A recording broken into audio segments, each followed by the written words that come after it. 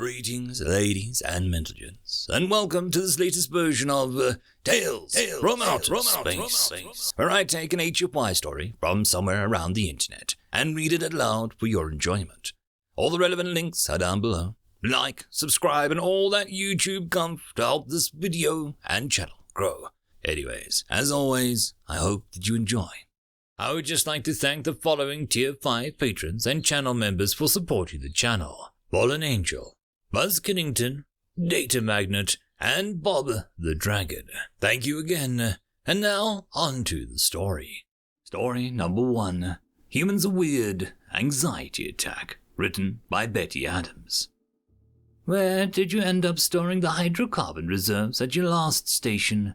Fourth Sister inquired as she shifted the layers of the display that she was observing. Her companion was soaking in one of the sinks of the medical ward.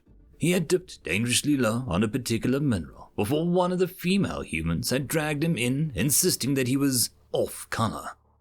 Fourth Sister had not noted a change in the outer membrane, but had learned to trust the human's risk assessment, if nothing else.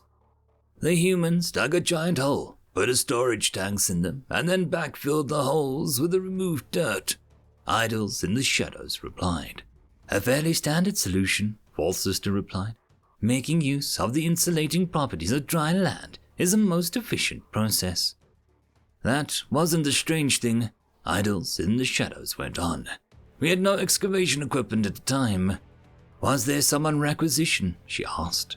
Yes, there was, he said, but it was several months out, and the humans were in a hurry to get the hydrocarbons underground before the monsoons moved in. The electrical discharges would be a major problem, Fourth Sister admitted. How did they solve the problem? Well, we got a bunch of fresh rangers, so they printed out a bunch of shovels. Idols in the shadows stopped talking as one of the many display screens along the wall began to flicker amber. What's that? He asked, shifting curiously in the water towards the light. A medical alert, Fourth Sister replied. Low grade, it's not, She stopped talking as the light shifted from amber to red.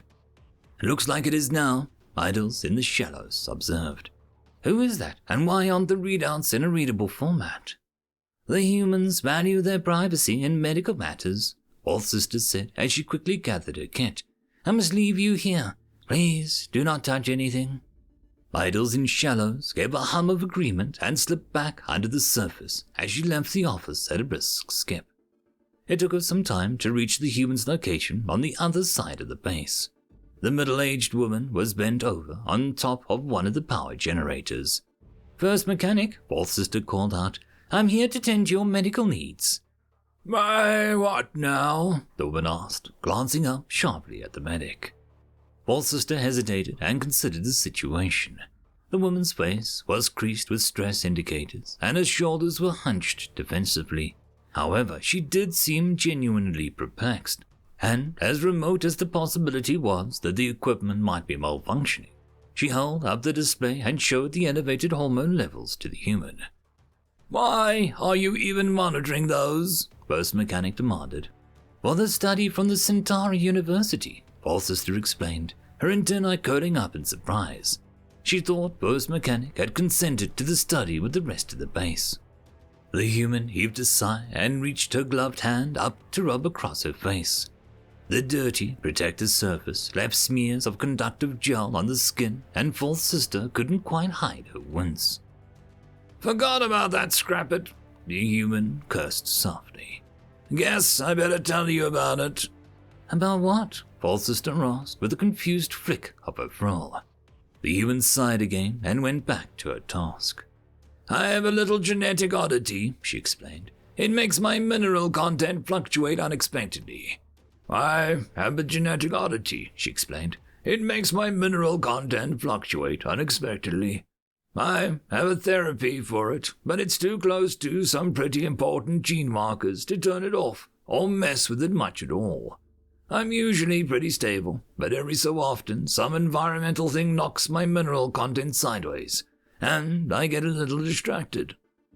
Why didn't you report this imbalance before your hormones were affected? Fourth Sister asked. The human shrugged. I have an appointment set up to get it rebalanced, she said. There was no reason to bother you. You have enough to do with the study. Be that as it may, False Sister said. You need to come back to the medical ward with— No, Burst Mechanic stated abruptly. Pardon me?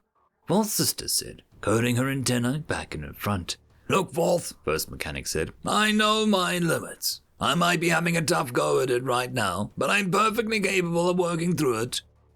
It is a series of medical conditions that every line of data I have says can lead to death, Fourth Sister stated. I'm not gonna snap, First Mechanic growled. It's just a few days. Fourth Sister pulled up the list of symptoms that was attached to First Mechanic's database in a minor subfolder.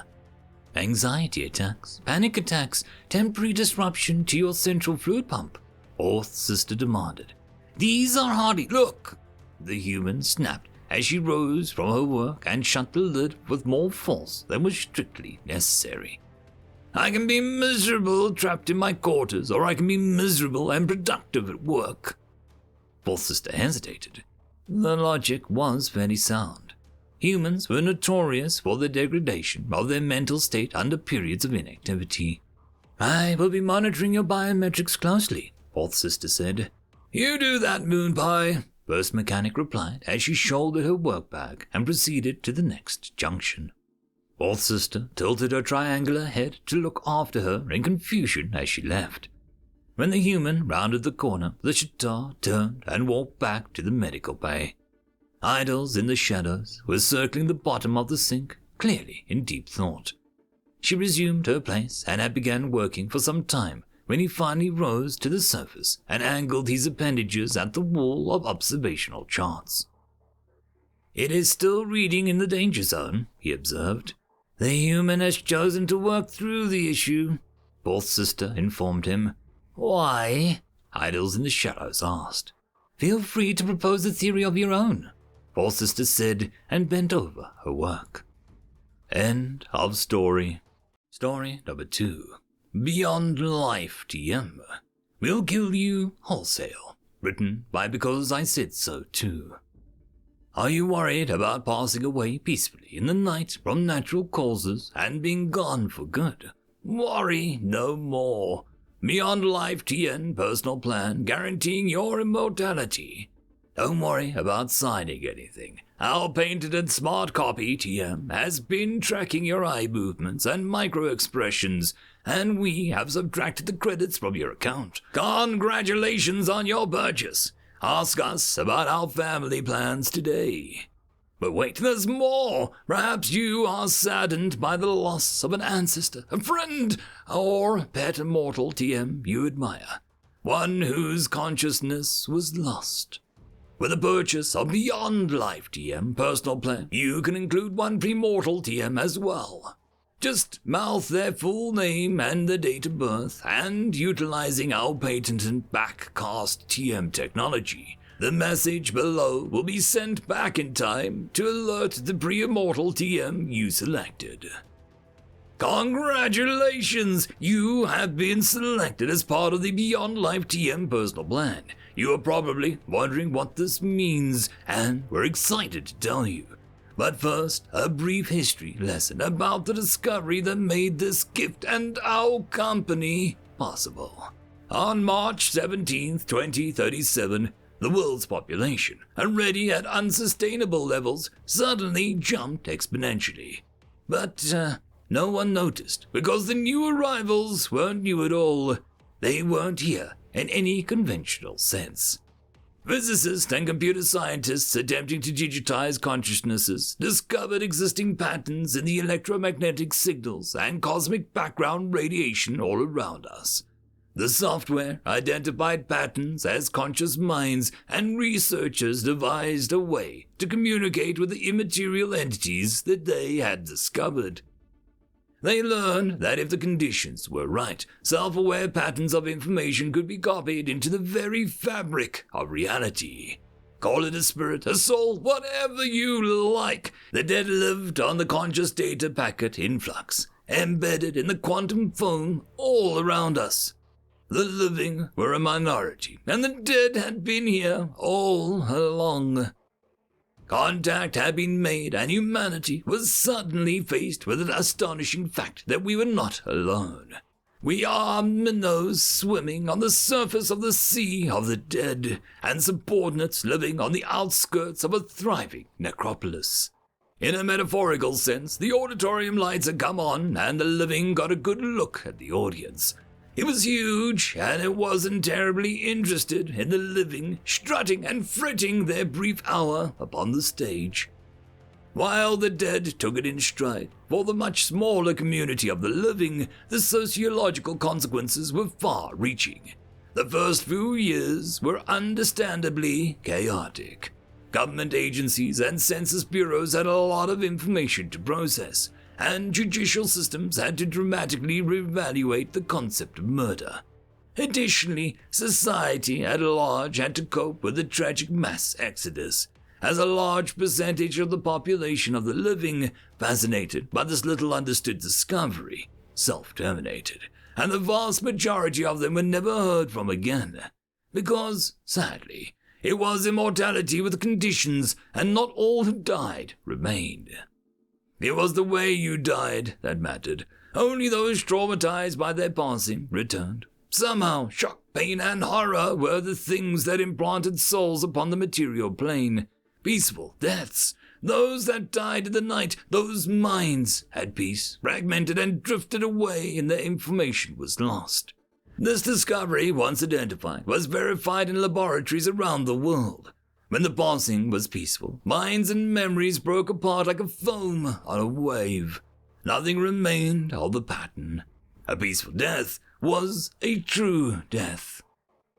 That's where we come in, and why we're reaching out to you with this message. If you are reading this now, you originally died peacefully and your consciousness was lost.